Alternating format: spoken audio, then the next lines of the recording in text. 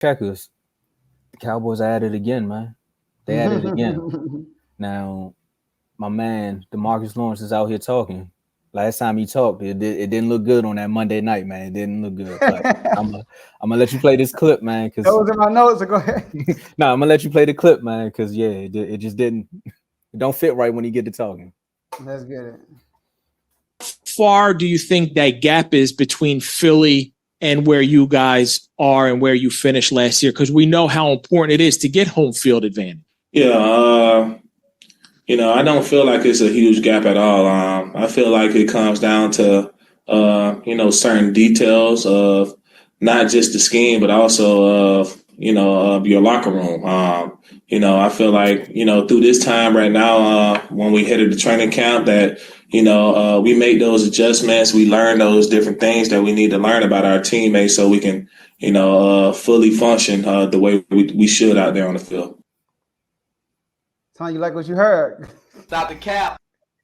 All right.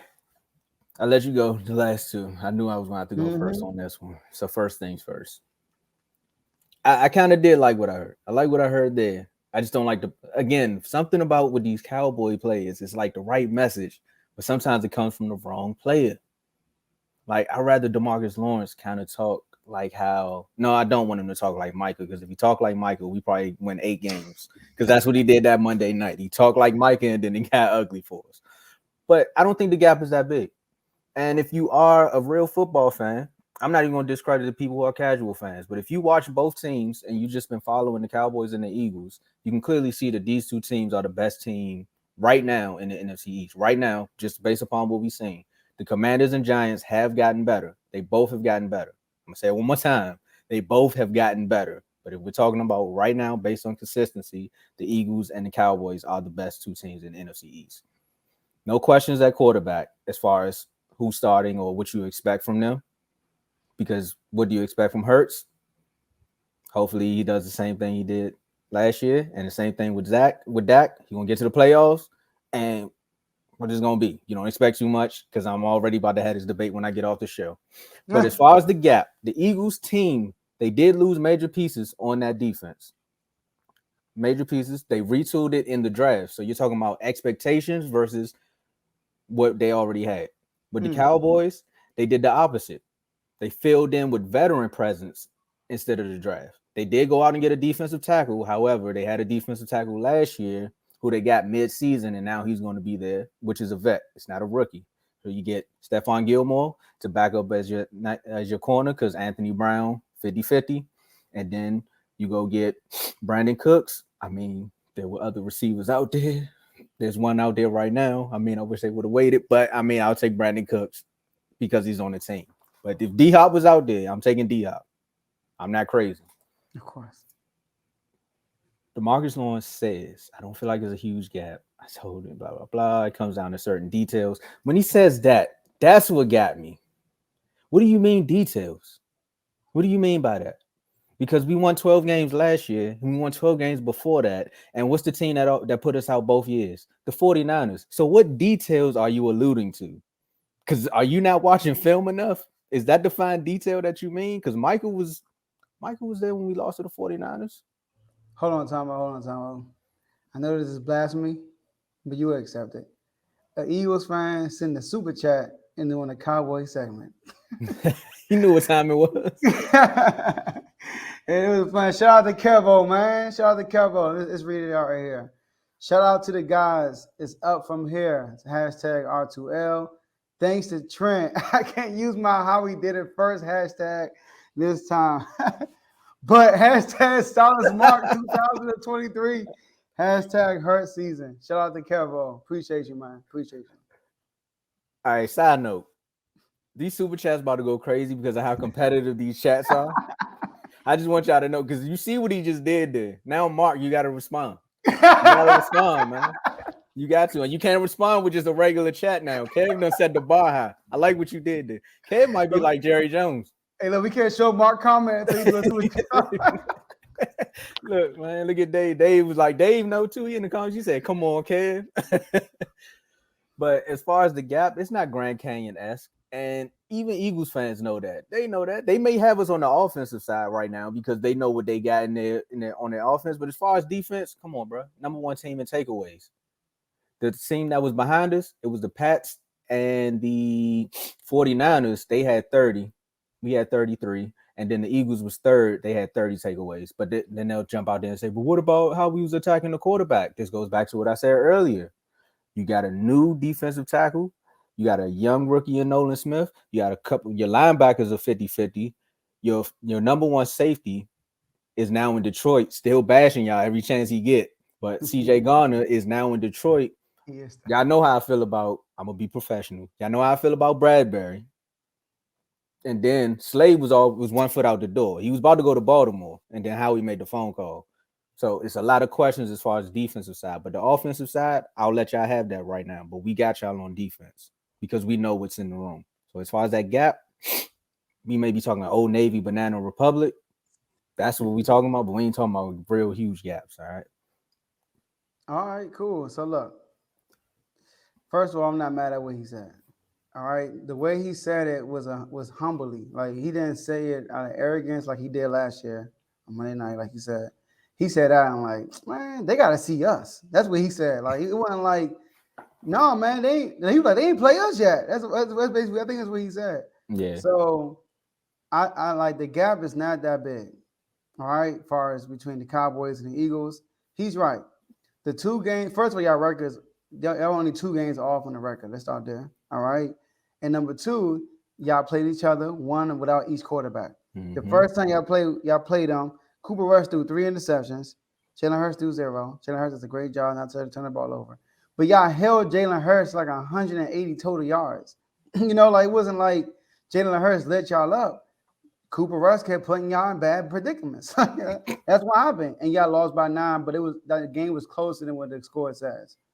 And then the second time y'all played them, Dak lit them up, even though what's the name? Minshew.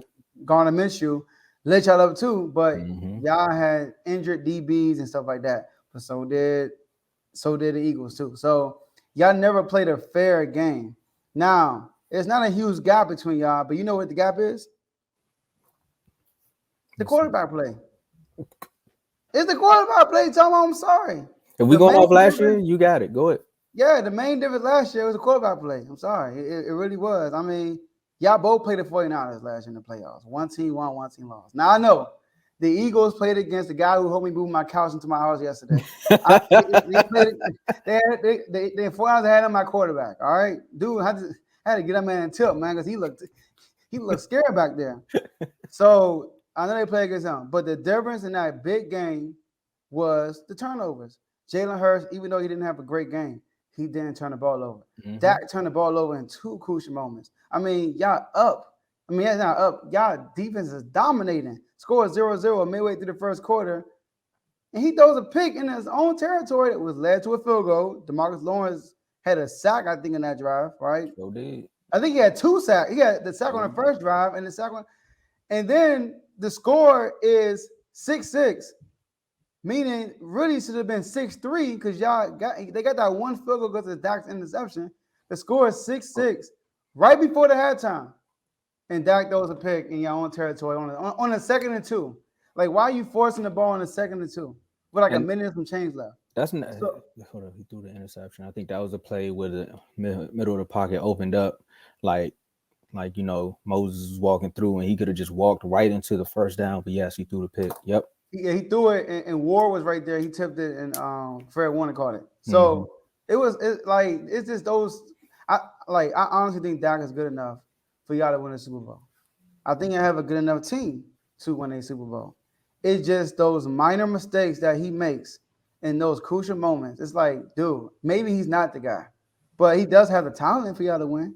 So I think that's the gap. And when the gap is the quarterback, he's probably wrong. It probably is a huge gap because that's a big guy. Jalen Hurts doesn't turn the ball over, and Dak does. That's a huge difference. So if y'all don't fix that problem, it's gonna always be a gap. Now I would let us go to the next segment, but I can't let that happen like that. So that might not be to you for what you were saying. It may be the gap. But to me, I think that's what DeMarcus Lawrence was trying to say about the details in the locker room, because that is the fine details of the game. If you're watching enough film, you know not to throw the ball there.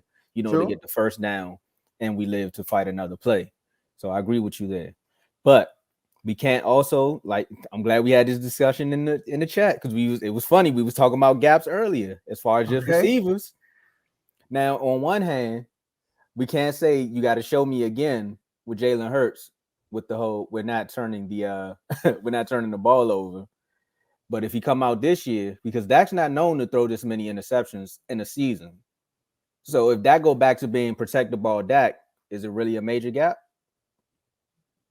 See, I don't think it's a major gap. I'm gonna say that. I don't think it's a major. I'm talking about that quarterback. Yeah, no, I don't think it's a major gap quarterback, but turnovers, that's the gap. Okay, that's the gap. Okay, on offense. Right? All right, yeah, you're right. Before you go for it, shout out to Vaughn. You already go ahead. Shout out to Vaughn. Hey, every dollar counts. 99-cent super chat. Shout out to Vaughn, and he said that he put in the comment, but he said that's for Dak. You see the beauty of being on the show. You can come up with some quick wit. See, if you had $1, you came up short, just like Josh Allen. You needed to give us $1, man. That's hilarious.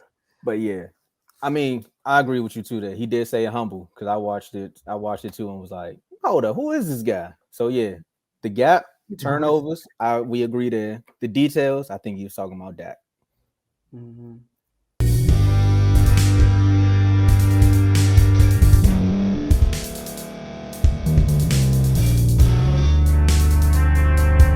Thank you for staying to the end. If you're watching this on YouTube, please like this video, subscribe, and also hit that notification button so you can be notified next time we put out a video. If you're listening on any podcast platform, subscribe and hit that notification button, y'all, so you can be notified we put out another podcast audio. And last but not least, hit that share button. No matter what you're listening to or watching it, hit that share button and send it to somebody that you know that would love to watch this episode you just listened to. So once again, thank you for staying to the end, and we'll see y'all in the next episode.